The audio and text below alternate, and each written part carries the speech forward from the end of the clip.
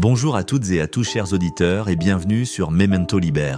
Pour l'heure, résumons, si vous le voulez bien, un classique de la littérature française, j'ai nommé L'étranger de Monsieur Albert Camus. Il naquit le 7 novembre 1913 à Mondovì, dans le département de Constantine en Algérie pendant la période coloniale française, et mort le 4 janvier 1960 à Villeblevin en France. Il fut un philosophe, écrivain, un journaliste militant, un romancier, dramaturge et un essayiste français, ainsi que le lauréat du prix Nobel de littérature en 1957. Dès la première ligne du roman, la dimension du tragique est déjà annoncée en filigrane, plongeant dans l'absurde de Camus. Aujourd'hui, maman est morte. Ou peut-être hier, je ne sais pas.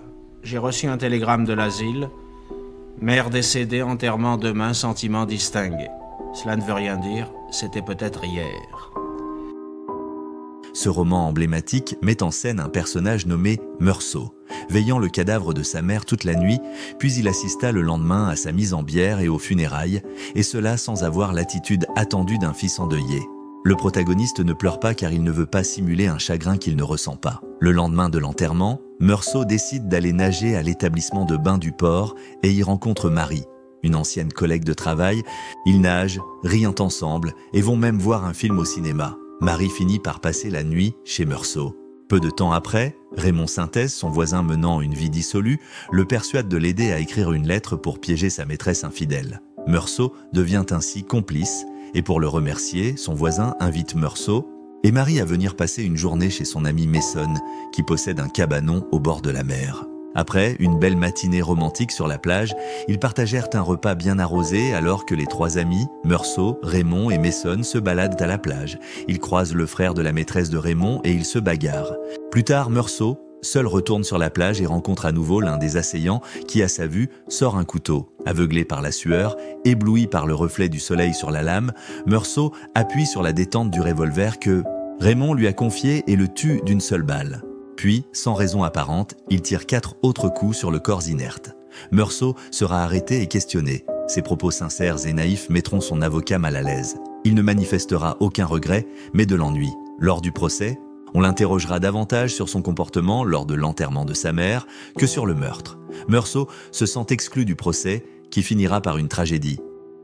L'étranger explore le thème de l'absurdité de l'existence à travers le personnage de Meursault, dont la quête de sens n'existe pas dans un monde dénué de signification. L'étranger raconte la tendre indifférence du monde et la folie des hommes sacrifiant sur l'étal de leur certitude Meursault, parce qu'il ne sait pas mentir ni pleurer et ne leur ressemble pas.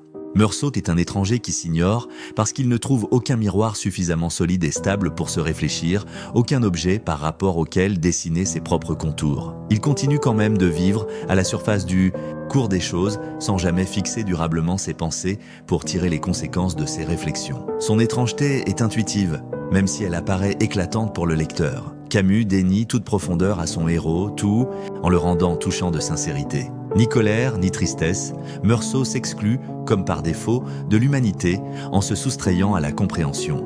Camus réussit ce tour de force de rendre tangibles les limites de la compréhension humaine par la seule force du style.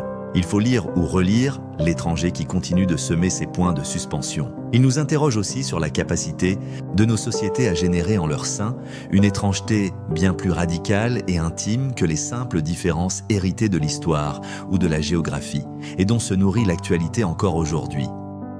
Alors n'oublions pas le parcours de cet enfant du numéro 93 de la rue de Lyon du quartier Bellecour d'Alger. N'oublions pas le manque d'un père qui, blessé à la tête par un éclat d'obus, meurt pour la France le 11 octobre 1914 à Saint-Brieuc, mais aussi son instituteur, Louis Germain, qui lui apprit à lire et le remarqua très tôt en l'aidant à rentrer au grand lycée dont il sortira diplômé comme un père de substitution.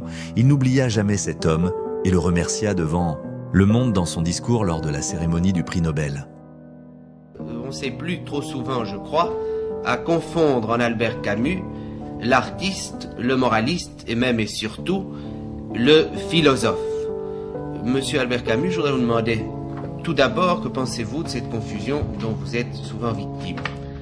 Eh bien, c'est une confusion inévitable, mais si tant est que le point de vue d'un artiste sur lui-même soit le bon, je voudrais insister sur le fait que, personnellement, Je me sens et je me considère d'abord comme un artiste. Alors, encore merci, monsieur Albert Camus. C'est tout pour aujourd'hui. À vous aussi, merci pour votre temps et votre écoute. N'oubliez pas de partager, commenter et bien sûr de vous abonner pour plus de vidéos de qualité. Je vous dis à bientôt sur ma chaîne et en attendant, prenez soin de vous.